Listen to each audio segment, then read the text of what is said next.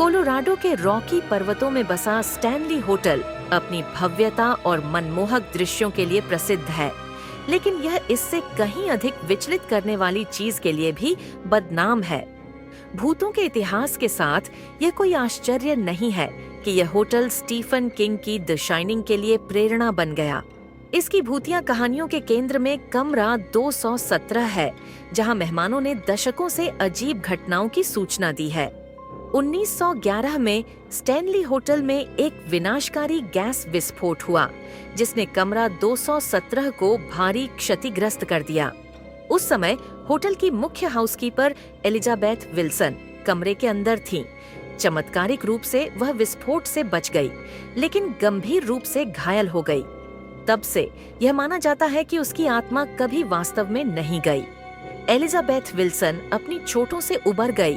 उनकी मृत्यु के कुछ समय बाद ही मेहमानों ने कमरे में अजीबोगरीब घटनाओं की रिपोर्ट करना शुरू कर दिया, जिससे कई लोगों को यह विश्वास हो गया कि उनकी आत्मा उस होटल की देखभाल करने के लिए वापस आ गई है, जिसे वह बहुत प्यार करती थीं। कमरा 217 में रहने वाले मेहमान अक्सर अजीबोगरीब घटनाओं की रिपोर्ट करते हैं।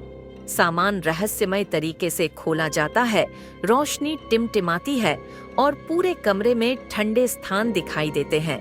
कुछ मेहमानों ने यह भी दावा किया है कि उन्होंने एक महिला की आत्मा को कमरे में घूमते हुए, साफ सफाई करते हुए और बिस्तर लगाते हुए देखा है, जैसे कि वह अभी भी अपने कर्तव्यों का पालन कर रही हो। 1974 में लेखक स्टीफन किंग और उनकी पत्नी स्टैनली होटल में रुके थे और कमरा 217 में ठहरे थे। बाद में किंग ने अपने प्रवास के दौरान स्पष्ट दुःस्वप्न का वर्णन किया, जो उनके प्रसिद्ध उपन्यास दी शाइनिंग को प्रेरित करने के लिए आगे बढ़ा। कमरे में भूत की उपस्थिति उनकी कल्पना को बढ़ावा देती थी, जिसके कारण अब तक लिखी गई सबसे प्रतिष्ठित डरावनी कहानियों में से एक की रचना हुई। पिछले कुछ सालों में अतिथियों ने कमरा 217 से अपने भयानक अनुभव साझा किए हैं। एक जोड़े ने रात में जोरदार धमाकों की आवाज सुनने की बात कही, लेकिन पाया कि कमरे में सब कुछ सही जगह पर था। एक अन्य अतिथि ने अपने बैग को खुला पाया, हालांकि उन्होंने उन्हें छुआ तक नहीं था। ये सभी भयावह कहानियां एलिजाबेथ विल्सन के भूत की मौजूदगी की ओर इशारा करती हैं। हालांकि एलिजाबेथ विल्सन के भूत को अक्सर मददगार के रूप में वर्णित किया जाता है, लेकिन उसके भूत प्रेतों के बारे में एक सख्ती भी है। कमरा 217 में रहने वाले जोड़े रात में अपने बीच एक ठंडी उपस्थिति महसूस करने की रिपोर्ट करते हैं, जैसे कि भूत अविवाहित जोड़ों को बिस्तर साझा करने से मना करता हो। उसके दोस्ताना स्वभाव के बावजूद वह अभी भी शालीनता का माहौल बनाए रखती है। स्टैनली होटल ने दुनिया भर से असाधारण जांचकर्ताओं को आकर्षित किया है, जिनमें से प्रत्येक अलौकिक के सबूतों को पकड़ने की कोशिश कर रहा है।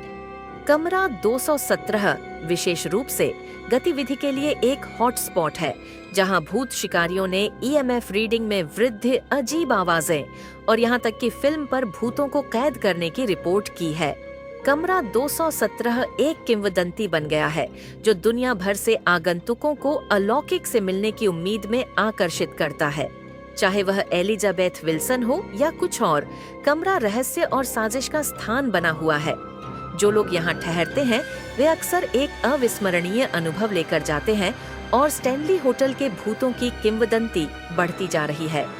आज स्टैनली होटल संयुक्त राज्य अमेरिका में सबसे अधिक प्रेतवाधित स्थानों में से एक है।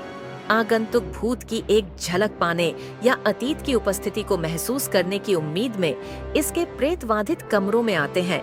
कमरा 217 अभी भी अलौकिक गतिविधि का केंद्र बना हुआ है, एक ऐसी जगह जहां जीवित और मृत लोगों के बीच की रेखा धुंधली है।